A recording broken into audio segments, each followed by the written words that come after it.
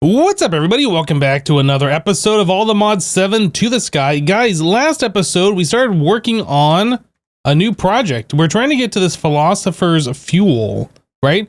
So that is the last item. If we go up to this one, is the last item in this bottom section here, right? So we got the Master Creation, Master Reality we completed last time. So yeah, we're working on Master of Alchemy. So we need this Philosopher's fuel item, and this requires a whole bunch of stuff. We made some of these last episode, like we made the nuclear reactor, we already had the soul lava, supremium furnace, we made the uranium block, we made all the Eternalis fuel, but I don't think I made the block out of it, and then we made the insanium for the insanium coal block, but I did not make that on camera. Anyway, this is all the stuff that we have from last time, all ready to go. So you can see we're only missing 3 items, and that would be these 3 things here. So we did see that the antimatter is going to be quite the project, because in order for us to do that, 1 millibucket of antimatter comes from a full bucket of polonium, and that comes from 1 millibucket of polonium comes from 10 millibuckets of nuclear waste. Anyway, it's going to be quite the process to convert all that stuff, and it's probably going to take a little bit of time. I figured today we'd start off first by this red matter furnace, which I'm not entirely sure we have all the stuff that we are going to need for this. So this is another project that we're going to have to do. So the dark matter comes from this Eternalis fuel, right? And then that requires an allthemodium ingot per dark matter. Okay, so in order for us to make the dark matter furnace, that means we have to have 8 of these dark matter blocks, so 32 dark matter in total in order to make that. So that's 32 of the ingots, and then red matter blocks, we need 3 of those, and that means we're going to need 12 of these red matter, which means we're going to need more dark matter, and then some unobtainium here. Yeah, so either way, what I wanted to do was to set up some recipes here so we can kind of see if we can make it, and then if we can't, how much we need, and if we can, just have Applied Energistics craft it all for us, right? That's what we want to do. So red matter furnace, we'll go ahead, first of all, we'll make a pattern for that, the red matter block. We need a recipe to make these, the red matters themselves. I don't think we had that, right?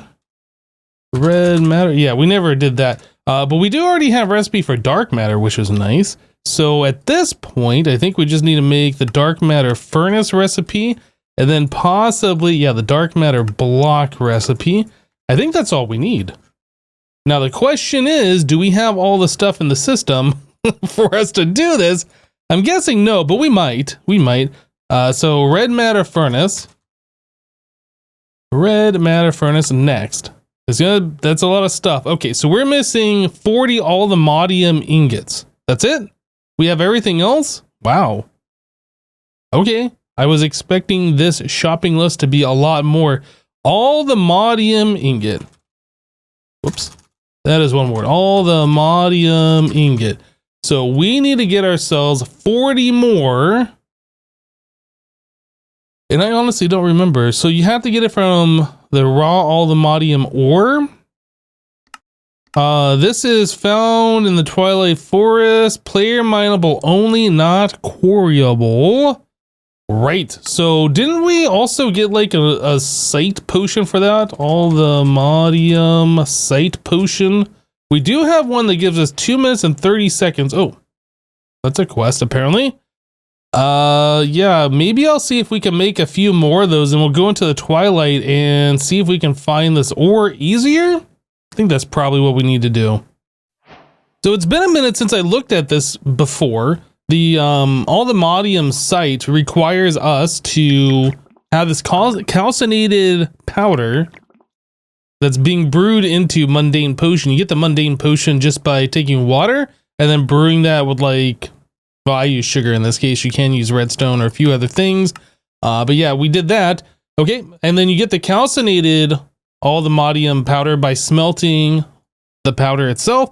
And you get the powder by doing a pestle and mortar with some ender pearl and the ingot, right? So I ended up making way more of this stuff than I meant to. Yeah, so I had 3 ingots and it turned into like 15 of these things. It doesn't show that it makes that many, but that's what I ended up making. So yeah, I got a whole bunch of this stuff now.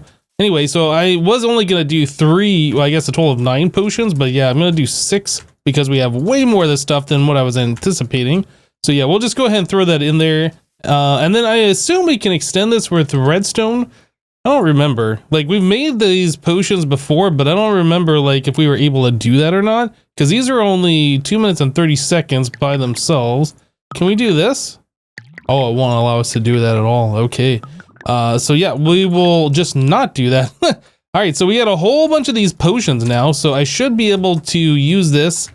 I think in the Twilight is the best option. I was kind of looking how else we can get this stuff. So yeah, you get it from the nuggets, can turn into it. The nuggets you can get from mystical agriculture, but in order to do that, we would need the seed, and the seed requires 4 of these blocks, which is 36 more ingots. I'm not sure I'm willing to invest that into these seeds, and then with however slow it is that they grow, yeah, that'd be kind of not good. Bees you can get the stuff from. I feel like the best way to get this stuff in bulk though is for us just to go mining, so that's what we're about to go do.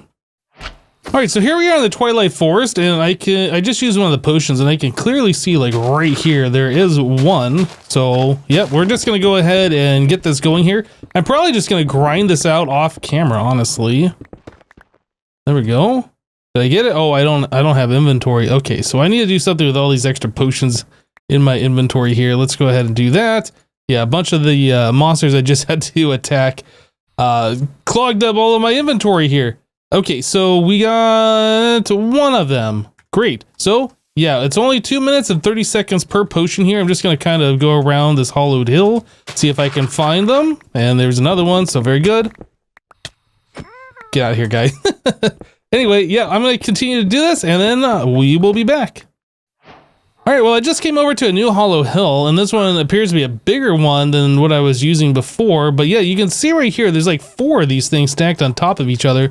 So yeah, this is going to be going a lot faster than I was thinking it would be before. I thought you'd only find these in quantities of 1, but apparently the bigger hollow hills, yeah, you can find like little veins of them, which is super awesome.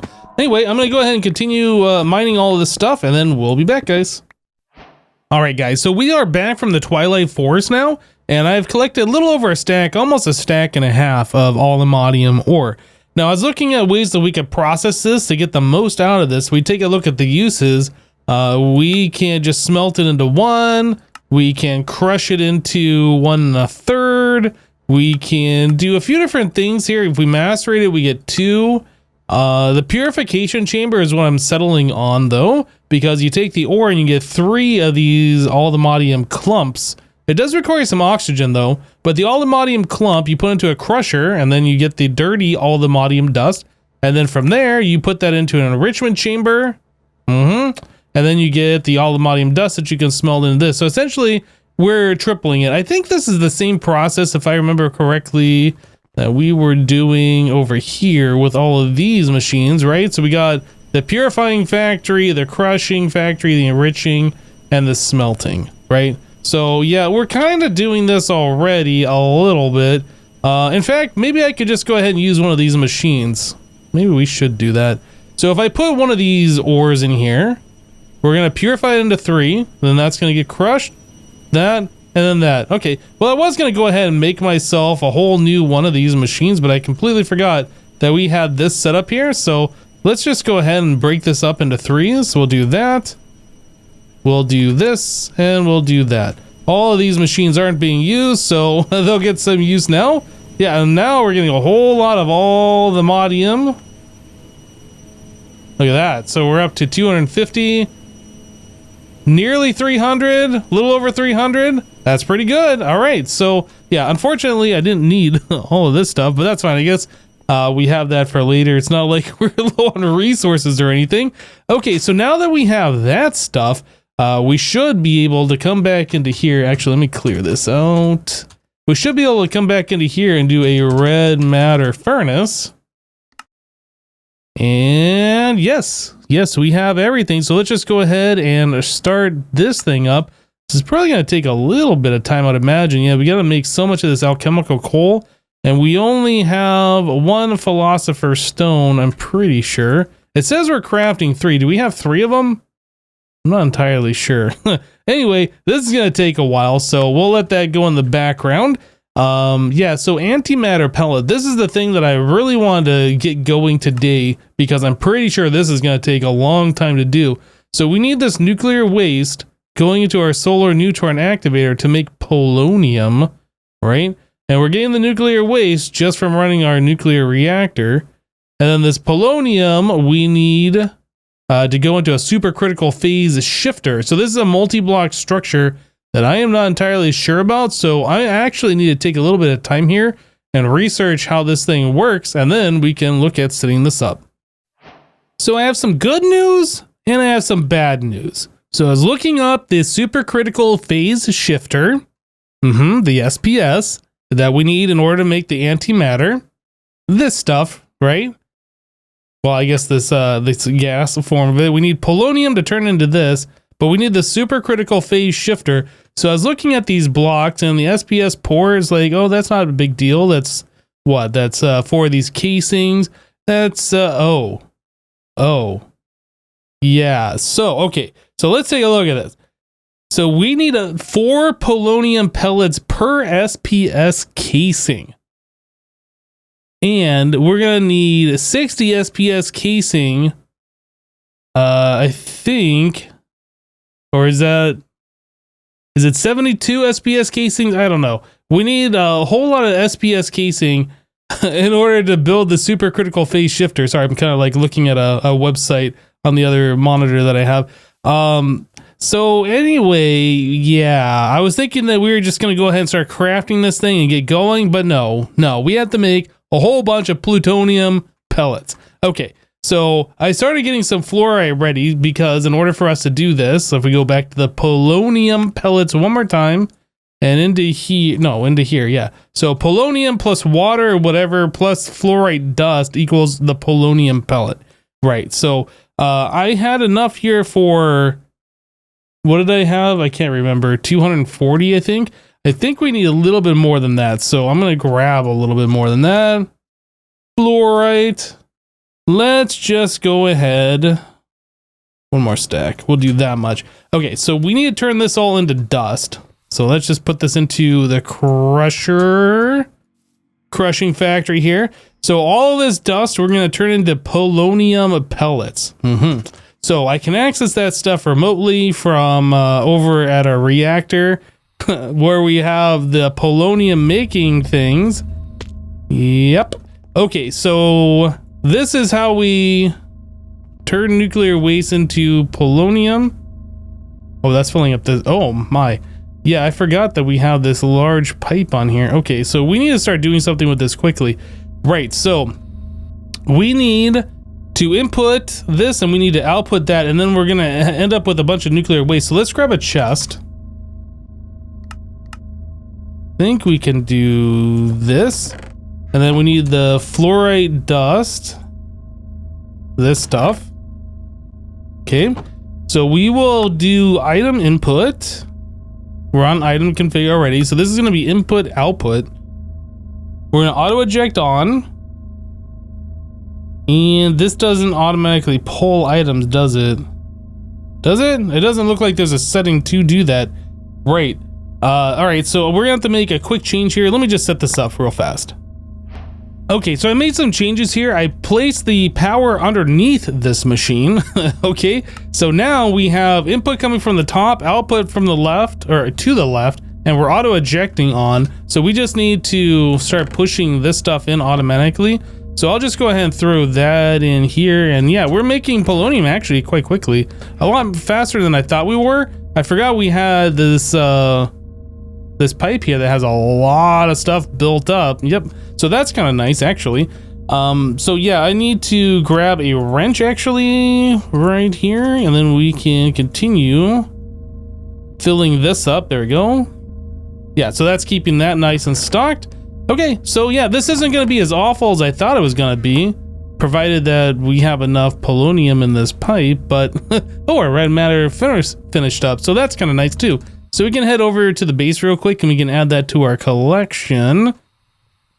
All right, so red matter furnace, even hotter matter. We did it. Okay, the red matter furnace goes into the bottom right of this one. Cool, so we're just missing these two items and we can remove that. Right, so we need antimatter and antimatter pellets. So there's two different types of antimatter. This one's from FTB Industrial Contraptions.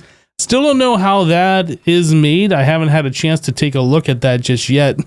But yeah, for now, looks like we're doing pretty well on the polonium.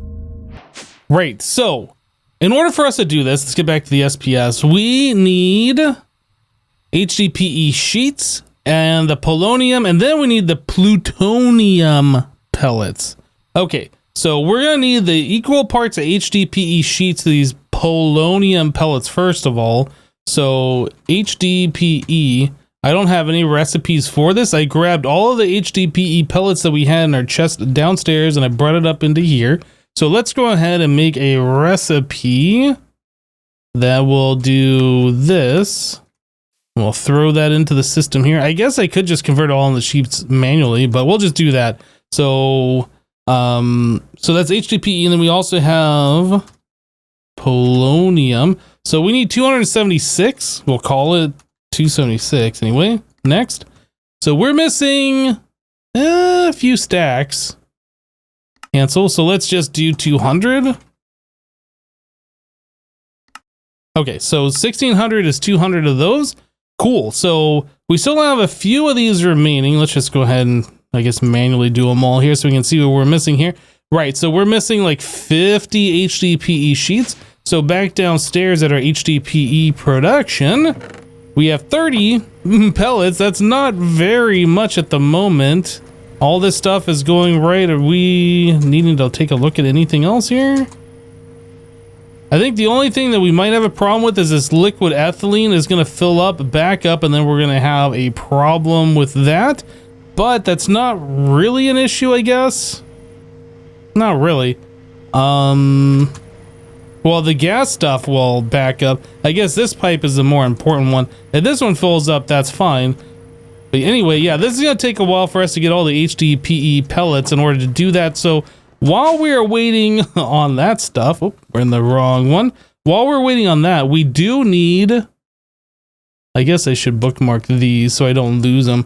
We do need these plutonium pellets. So plutonium plus fluoride dust makes that, so it's similar, but we need any Minecraft water. Okay, so another PRC with plutonium in it. And we get plutonium by taking nuclear waste and putting it into an isotropic centrifuge. And this is the same machine that we have downstairs. In fact, that was just in the room that we were in. This is the same machine right here that's producing our diesel fuel for our nuclear reactor. So I'm going to have to make another one of these. This does just take energy and speed upgrades. Okay. So yeah, we're going to need one of those to start making some plutonium, and then we're going to need to turn that into plutonium pellets. Well, guys, mistakes were made. You might not be able to tell by the screen right now, but yes, I have some radiation sickness. So I thought I was going to be smart, and I was going to move our machine over there that was taking the polonium, or I guess the nuclear waste. No, it was taking the polonium and turning it into the pellets. I thought I was going to be smart and move that because when you pick up mechanism machines, they retain their fluids and stuff, right? Well, radiation isn't included. So yeah, I've been sitting here for a while now waiting for my radiation level to come down. You can see up here, it says 1.026.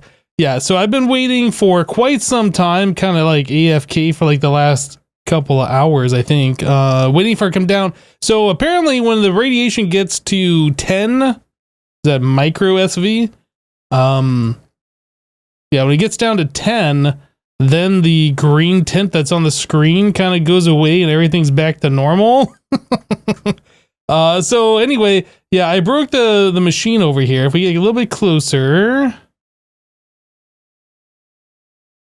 Oh yeah. When you get a little bit closer, you can see the green particles. And if I get too close, I start gaining some of the radiation effects. So if I come over here a little bit closer, you can see the number is now going up as I'm right clicking. Yeah, not good. Anyway, so I made myself a hazmat suit so I can enter that area without having to incur any radiation effect. But anyway, lesson learned, you cannot move a machine just like you can't move the barrels that have the radiation stuff in it while there's still radiation stuff in it. Well, I find this kind of interesting anyway. If we come out here and we use this Geiger counter, we can see we're getting 99.999 NSV per hour. I don't know what the NSV stands for. But anyway, as we get closer, you can see, I think it's on a chunk border is how that works. Yeah, you can see that has changed and it's now yellow instead of green. Yellow is bad, right? And as we get closer, you can see this number is getting higher and higher. It keeps going up higher. As I right click, we can see it as I get block closer. So you can see right here, we changed from yellow to orange. That's kind of a warning, right? So yeah, we can definitely see that we are getting closer and closer. And the number went up and now it's back down. If we get closer to this machine here, keep going, keep going. Oh yeah, now we're seeing red. If I get right on top of it, yeah, that's what I was exposed to, was this amount per hour. We're currently down to about 30. Once we drop to 10, then like this green tint effect that I have goes away. But anyway, I thought that's kind of interesting that it actually like remembers where in the, I guess in the chunk, which block it was that got exposed to the radiation, and like it tapers off the further away you get from that. All right, so some time has passed now, and yeah, I'm wearing my hazmat suit. You can still see there's green particles around here. This is gonna take a while for this radiation to dissipate, but it is going down. I did notice using the Geiger counter over here by this machine that showed like 300 or 280 or something like that before. We use it again, yeah, you can see it's gone down quite a bit actually. So yeah, that's pretty good. That's pretty good. Well, I guess it's up to 72. It's down to 72. It's gonna take a while for that to dissipate, but it will over time. Anyway, so I went ahead and I put our isotropic centrifuge up here, and then I disconnected the pipes going to our solar neutron activator. This still has a little bit of nuclear waste in there, so I'm pretty sure I don't want to destroy this machine. So that's just gonna sit there for forever. Yeah, I think that's gonna sit there for forever. So anyway, I have disconnected this pipe. This pipe was originally going over here, and once we reached the amount of polonium that we needed, I turned that off, so we stopped making more. Anyway, so our nuclear waste, when we connect this pipe back up, that should go into our isotropic centrifuge here, which should start producing plutonium, this stuff right here. And then we're going to take that's going to go into our PRC. This is the machine that I broke previously. Now it no longer has anything in it. So yeah, that's gonna put the plutonium into there and mix that with any Minecraft coal and water, plutonium with some fluoride dust, and that makes the plutonium pellet. So the original idea is that we were just gonna reuse this setup, but yeah, unfortunately I didn't realize that breaking that machine would have a negative effect that it did. So I think we should be basically good to go if I just connect this pipe here. And then I need to provide that some power, so let me grab a point real quick. This is going to require a whole lot of power, but thankfully we are producing a whole lot of power, so it shouldn't matter. Whoop, that doesn't go there. That goes right there. Okay, and then we got to tell it this one. Wait, does it not go there? I thought it went there. Maybe it goes lower. Let's try it down here. Aha. Okay. So yes, we are doing stuff. We're making plutonium, actually quite a bit of it, more than I would have expected. So this is full of nuclear waste. How fast are we making this? Oh, actually really, really fast. So I should think about, we want to configure gas, I should think about turning this off. Oh man, there is so much stuff in there. Maybe I should think about actually piping that back into here.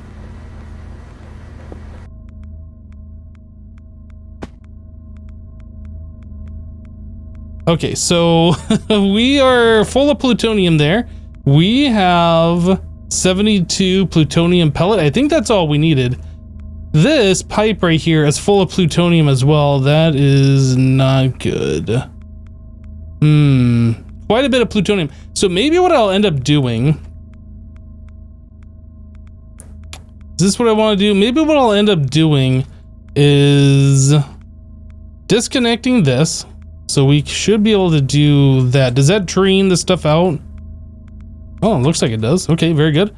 Then I should be able to just completely disconnect it. Okay, so this pipe is essentially the same pipe that we are using everywhere else. There's no further connections. So we have plutonium in here, so it might be a good idea for me to just grab a bunch more fluorite dust and just make extra plutonium pellets. These things appear to be inert, so yeah, it's better to have that in the item form than it is to leave it in the gas form and then destroy the machine and have problems everywhere. So fluorite, we'll just go ahead and make like a couple more stacks of this stuff. I guess this is perfectly fine. I don't see how that'd be a problem.